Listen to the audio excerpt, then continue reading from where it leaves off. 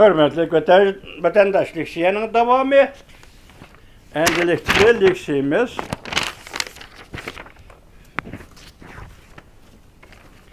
Esli vaziyet. Babıda sözleşimiz gerek idi. Lekin ahire kaldırıp koyduk. Bugünkü ıslah 2022 yıl 12. ayının 28. günü. Endiki bu vaziyetimizge dikkat kılasiz. Birinci yaylıqı qısqa xabarlar şeklideki vaziyetimiz bu.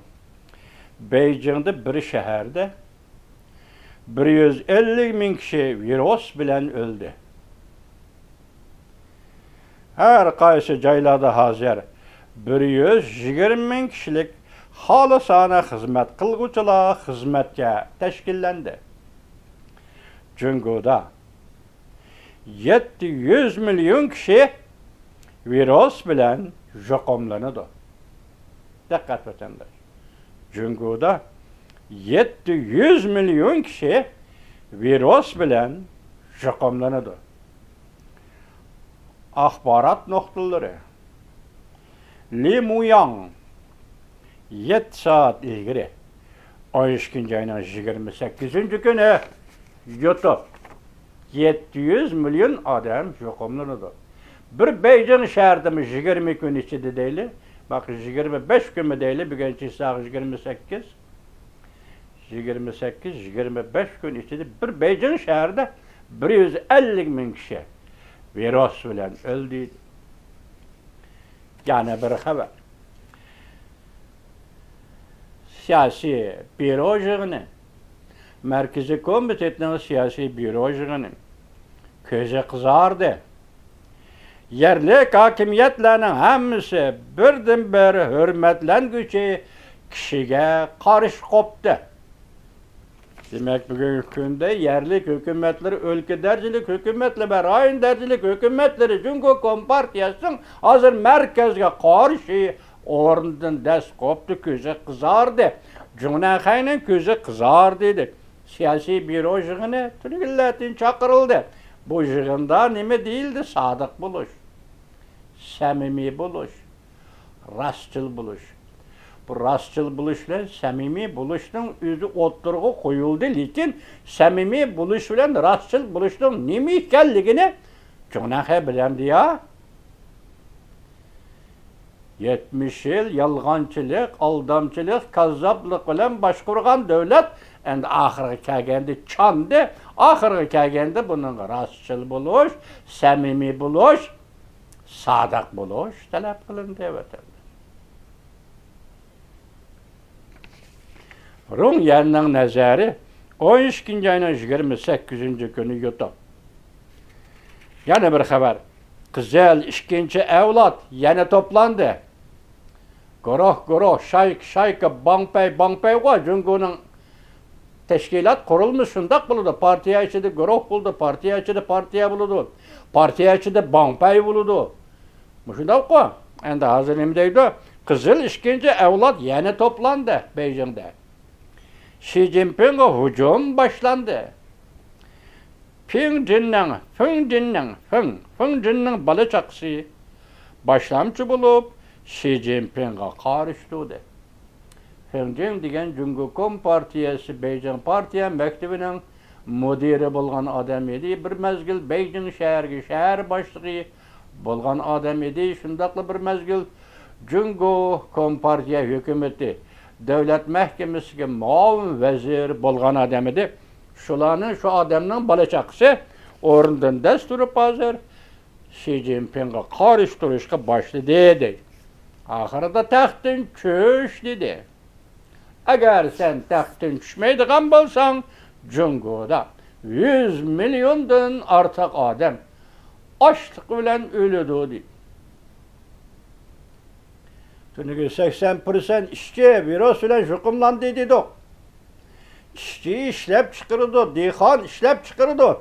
Bular keseller joqomlandı. Olar nemini işlep çıkırdı. Mümkün emas edi. Bugün Kızıl evlat, ikinci evlatının toplanması nime deydi? Taxtın köş.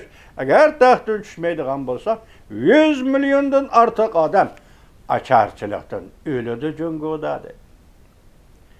Su şavkı 12. ayının 28. günü 10 saat ilgili yutup. Cungo'da 1. ayının 8. günüdün başlap qamalını bütünley boşladığan boldu. Yani bir haber. Her qaysı elle Cungoluk yolçularının çigiradan kirişini çekleydiğen boldu. Mavzulu haber 12. ayının 27. günü ve torbeti ilan kılındı. Haber. Bundak başlandı.